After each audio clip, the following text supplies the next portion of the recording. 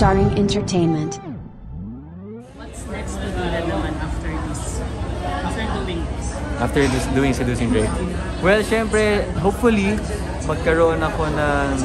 Well, my dream is to have a movie. Kahit maging part lang ng movie and kahit di naman sobrang lead role, basta maging part lang ako ng movie. And yun, sana magtuloy-tuloy yung mga projects para at least yun, mas madami akong mapasayang tao, mas madami kami mapasayang tao. For you, ano yung ideal role? Anong gusto mo? Ideal role? Gusto ko, walang dream roles ko talaga, dalawa eh. Isa, maging bida sa isang romance na movie or series. Pangalawa is anything action related. Kasi ako personally mahilig ako mag-sports. So very physically active. So feel ko kaya ko naman like yung mga training, yung mga kung ano-anong galawan. Siyempre, merong part meron ka bang gusto makakontrol or partners sa film?